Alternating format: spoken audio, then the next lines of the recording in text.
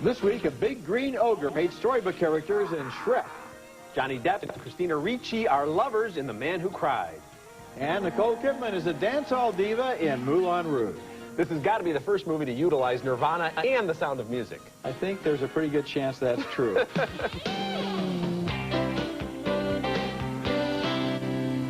I've tried to be fair to you creatures. Now my patience has reached its end.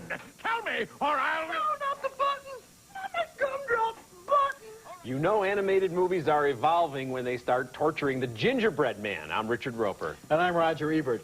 Evil Lord Farquaad, the villain of Shrek, hates fairy tale characters. He banishes them to the swamp where Shrek, an ogre, lives in lonely isolation, and that drives Shrek nuts. He values his privacy.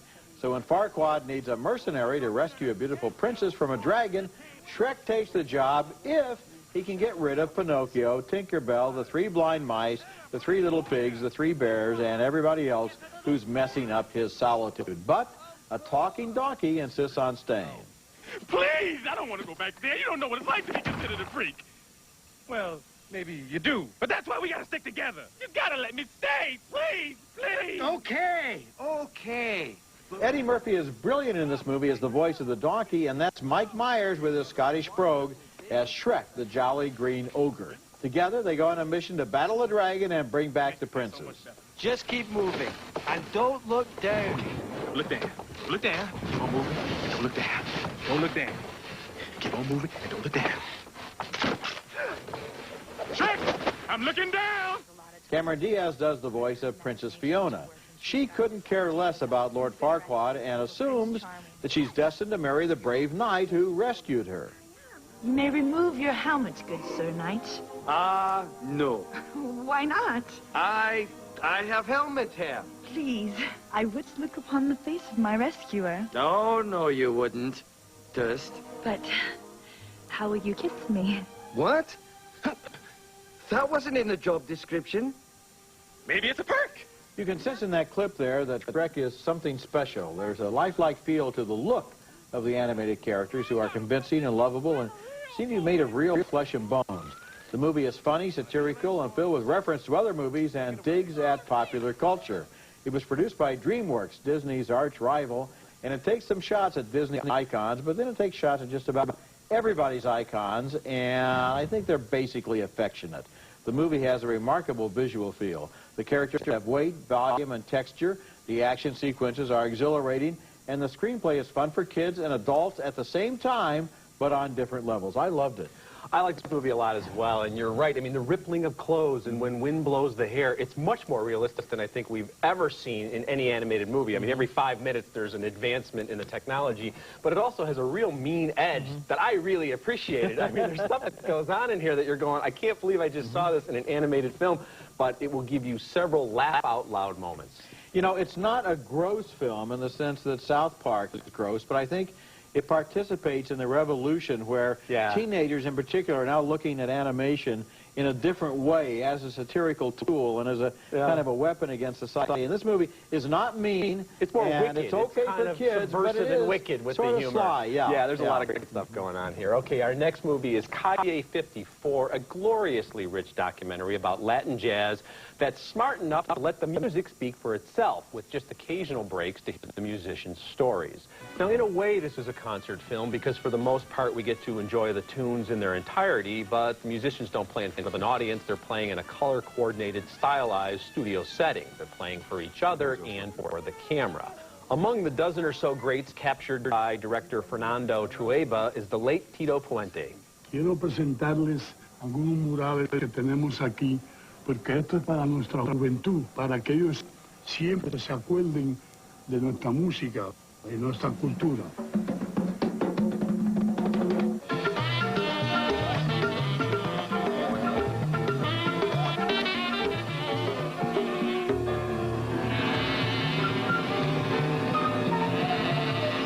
Trueba provides voiceover anecdotes about most of these weathered old pros, including the Cuban saxophonist Paquito de Rivera.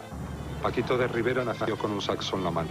Su padre, Tito Rivera, saxofonista clásico, le encargó su primer saxo cuando Paquito solo tenía 3 años.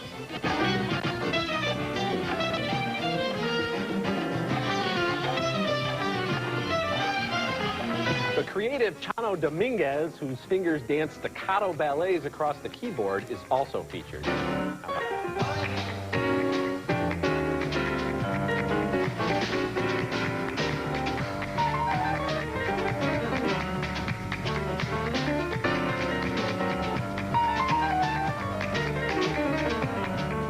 Even though each of these greats has a life story worthy of an entire film, Trueba keeps the non-musical segments to a bare minimum. He's not trying to make grand social statements or provide a Ken Burns-like history of jazz. He's giving us a showcase for some breathtakingly original music. If you're a big jazz fan, you'll appreciate the respect Trueba has for the work, how he lets the momentum of each song build without self-conscious camera moves or maddening interruptions. If you don't know these musicians, Calle 54 is a wonderful introduction to their art. Boy, it sure is. And you know, looking at this film, I was reminded of a criticism I had of Buena Vista Social Club, which was also, in its own way, a wonderful story, but they kept interrupting the music to show the old guys walking around New York and looking at the Chrysler building and so forth, and I wanted to hear them perform. And here, that's what they do. He uses more than one camera. He circles these orchestras and soloists as they're on these sound stages, and we see their faces, we see their fingers, we really feel their vibe. And that simplicity makes jazz, this jazz, which sometimes is a tough form of music to get into, it lets you appreciate the music, and halfway through the song you're starting to understand what's going on, and when they improvise you're into it, and it's just really, it's beautifully done. I've seen Tito Puente in person, but on screen the camera is so close, he's singing along with his fingers as he plays. This is maybe the last performance of his that was captured on film. It could be. Boy, it's great. Later in the show, Nicole Kidman is a dance hall girl in Moulin Rouge. I believe you were expecting me. And coming up next, Christina Ricci is a dancer with a broken heart in The Man Who Cried. I could stay and fight with you. You need to fight for yourself.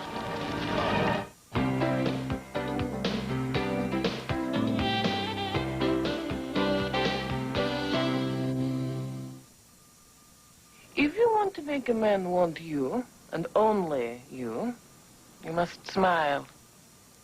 You must listen. You always listen. Oh. He needs attention. Men, you see, they are very, very fragile.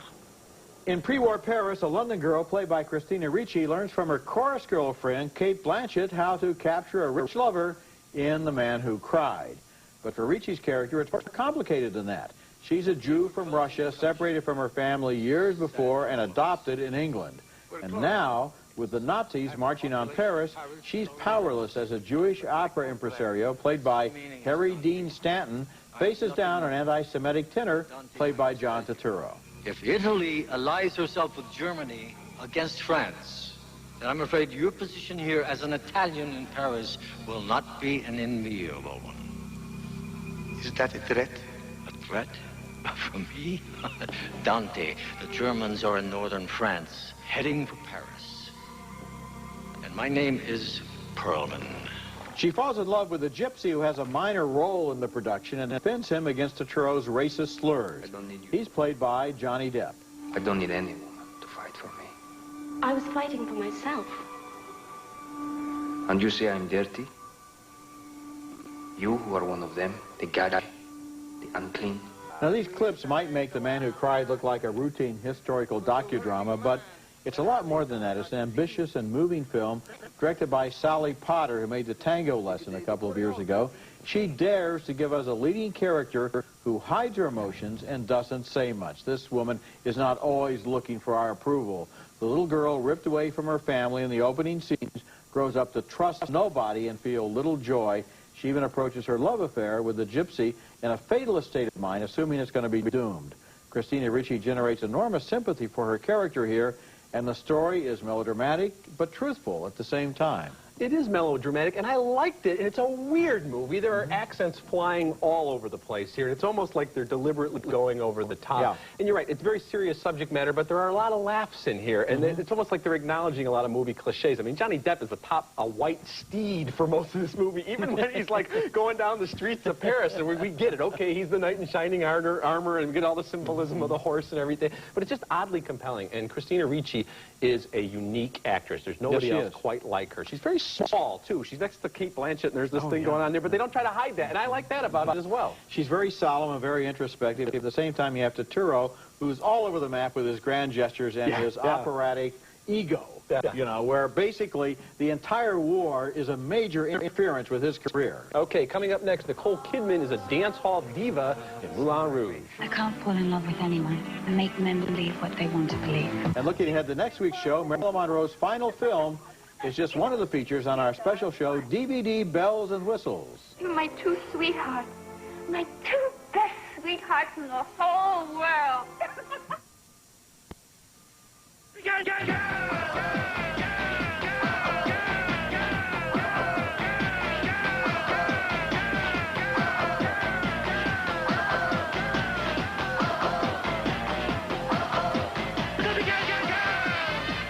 The city of Paris cartwheels into the 20th century in Moulin Rouge, a vibrant kaleidoscope of music, dance, color, and sensuality from Romeo and Juliet director Baz Luhrmann. Ewan McGregor is Christian, an aspiring writer who joins the bohemian underworld and quickly falls for the actress and courtesan Satine, played by Nicole Kidman. But her favors have been purchased by the powerful Duke who underwrites a lavish spectacle starring Satine. The clandestine lovers conspire to keep her out of the Duke's lecherous clutches. I haven't quite finished writing that new scene.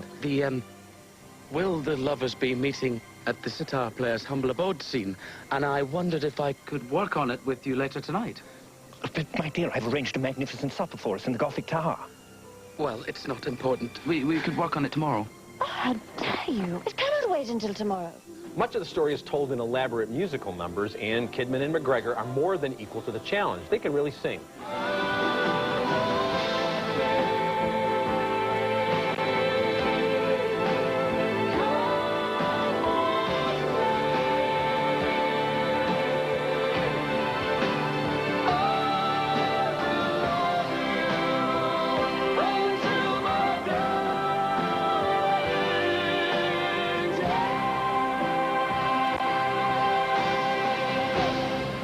When the Duke finally realizes Christian and Satine are having an affair, he wants Christian dead. The Moulin Rouge impresario Harold Zidler, played by Jim Broadbent, intervenes.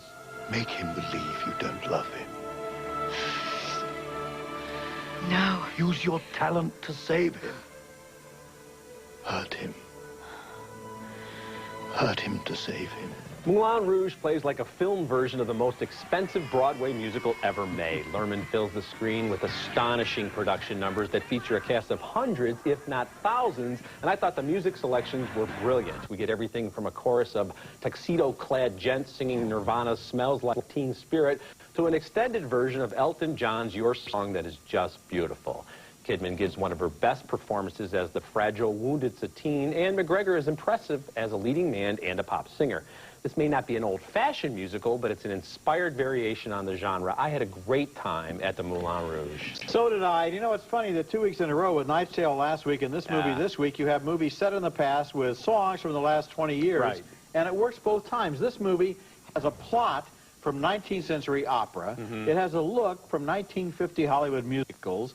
And it has a visual style from current music videos. Yeah, but the musical selections here are much more creative and original and complex. I mean, I think this is a much better version of what they try to do in A Knight's Tale. Oh, yeah, well, I know that, but what I'm trying to say is that the movie is doing all of this wall-to-wall stuff from beginning to end with such high energy and so much exuberance and combining all of this stuff from the last century, basically, into one big pot and stirring it up and reinventing the musical. You know, the musical has been dead, basically, for years. This may show younger audiences why older audiences liked the musicals 50 years ago. And Luhrmann fills every inch of the screen with something at every moment. I mean, this is a movie that loves movies. Yes, it is. Our next film is a documentary named Startup.com, and it could also be called Shutdown.com, since it chronicles the rise and fall of the internet bubble. Its heroes are Khalil Azaza Tuzman and Tom Herman, childhood friends who during the course of the movie win and lose millions of dollars, all on paper. Their web-based company, Govworks.com, is designed to do things for cities, like collecting parking tickets. It looks destined for success. I want to toast my partner and brother Rat, Tom. And back at you. And all of you for all of the wonderful, wonderful work in making this dream a reality. Their personal lives suffer, and they operate on little sleep while riding the tiger of the internet boom, but then the bottom falls out. Friday, the 14th of April, 2000, no less the anniversary of the sinking of the Titanic. A Titanic struggle today for investors. In pointage terms, it has never been this messy, and it has never been this bad. What looked like a rosy dream for two friends suddenly turns grim. I think we're personally at risk. I've had some pretty ugly conversations with board members over the last couple of days. And so what were you saying, that the board would consider getting rid of us because of this? Yep. The irony is that GovWorks.com goes broke and is sold just as it finally breaks even and lands a big New York City contract. It's clear in the movie that everyone involved was convinced you could burn a lot of money in the beginning because you'd earn it all back in the end. Well, it didn't quite work out that way. It's also clear that the actual job of GovWorks, which theoretically is designing good web pages that will serve a market, took second place to the distractions of floating the IPO, promoting the company, and dreaming of the future.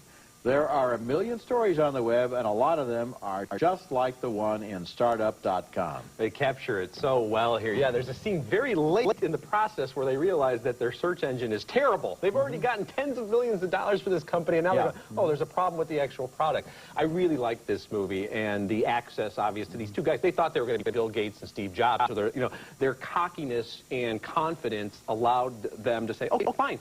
Document everything we do because this is going to be a great story. It's much more interesting because it all falls apart. No, this is the kind of documentary I like, where it turns out differently than anyone could have anticipated when they start shooting it. And it's true. All of the emphasis is on the IPO and talking to the venture capitalists and being on talk shows and eating in restaurants and driving in cars and talking on cell phones.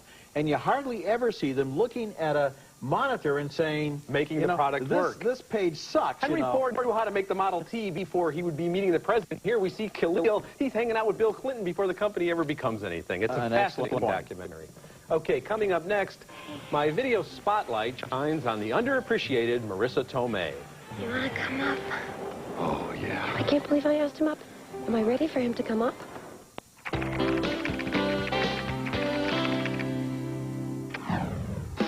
Bring home the funniest movie since Aladdin. Oh, yeah. You turned me into a llama. Right. Get into the groove. You did that on purpose. The Emperor's New Groove, now on video and Disney DVD. Ebert and Roeper in the Movies Video Spotlight is brought to you by Nestle Raisinets. Try Raisinets in new convenient resealable bags. Winning the Academy Award for Best Supporting Actress in 1992 for My Cousin Vinny didn't exactly catapult Marisa Tomei to superstardom. In fact, she was the unwitting subject of an unfair and totally untrue urban legend that her name was accidentally announced as the winner that night. While she hasn't become a leading lady, Tomei has continued to work steadily, and lately she's been finding better material. In What Women Want, Tomei plays a coffee server/actress who fends off the advances of the womanizing Mel Gibson. I can't take no for an answer. About what? About what? About us. Just don't hurt me, Nick. I've been hurt too many times. When a freak accident gives Gibson the ability to read women's minds, he's able to manipulate Tomei into bed, but he's not liking what he's hearing. God, I hope he's better with the light on. He's all over the place. Just do it already so I can start faking it. Is Britney Spears on Leno tonight? You okay?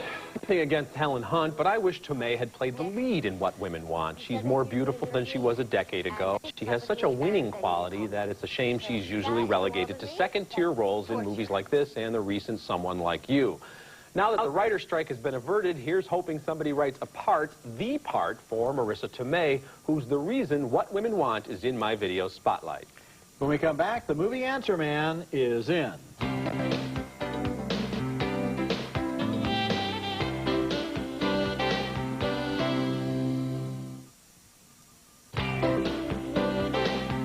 And now it's time for the movie Answer Man. And Brandon Tomasello of Jacksonville, Florida, writes about news reports that the Cartoon Network is yanking some of the titles from its annual Bugs Bunny Marathon because they contain offensive ethnic stereotypes.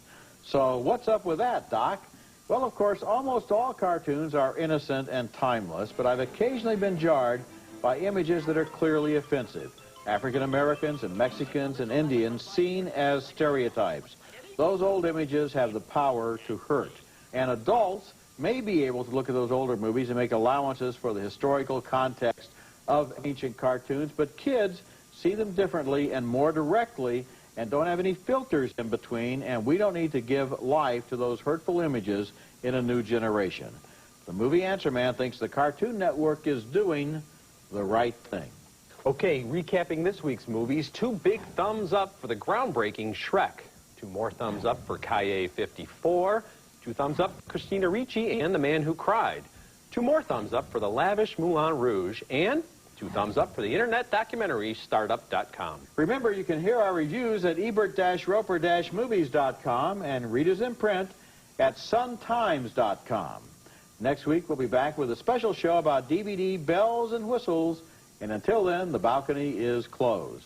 You know, we haven't had an all-thumbs-up show probably since last holiday season. Yeah, but my thumb is highest up, I think, for Shrek, because that one really does stand in a category of its own. I like Shrek a lot, but I like Moulin Rouge even better. I really, really enjoyed every second of that movie.